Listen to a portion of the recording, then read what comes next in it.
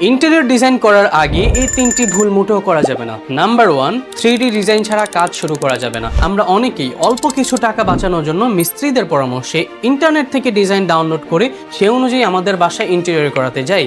ফলশ্রুতিতে যখন কাজ শেষ পর্যায়ে চলে যায় তখন আমাদের কাছে মনে হয় এই ডিজাইনটা কেমন যেন ভালো লাগছে না, এবং সেটা আমাদেরকে ভেঙে আবার রিক্রিয়েট করতে হয়, যার কারণে আমাদের একটা বিশাল টাকাও এখানে অপচয় হয়ে যায়। 2, প্রপার বাজেট প্ল্যানিং না থাকা। আমরা মার্কেটে শপিং করতে গেলে যেভাবে একটা প্ল্যান করে যাই যে আমি ওইখানে কত টাকা স্পেন্ড করব এবং কি কি মালামাল কিনবো, সেম কাজটা করতে হবে ইন্টেরিয়র ডিজাইনের ক্ষেত্রেও। আমাদের একটা স্বচ্ছ বাজেট প্ল্যান থাকা জরুরি যে আমরা এখানে কত টাকা ইনভেস্ট করব এবং এর মাধ্যমে কি কি আউটকাম আমাকে পেতে হবে। 3, ম্যাটেরিয়াল কোয়ালিটিতে কম্প্রোমাইজ করা। অনেকেই ইনিশিয়াল কস্ট কমানোর জন্য ম্যাটেরিয়াল কোয়ালিটিতে কম্প্রোমাইজ করে থাকেন। এতে করে প্রাথমিকভাবে কিছু টাকা বাঁচলেও পরবর্তীতে আমাদের মেনটেন্যান্স কস্ট এবং রিপেয়ার কস্ট বহুগুণে বেড়ে যায়। আফটার অল মনে রাখবেন, ইন্টেরিয়র ডিজাইনের জন্য ইমপ্রেসিভ ডিজাইন সবসময় আপনাদের সাথে আছে। যে কোনো পরামর্শ, যে কোনো সাহায্যের জন্য আমাদের সাথে যোগাযোগ করতে পারেন।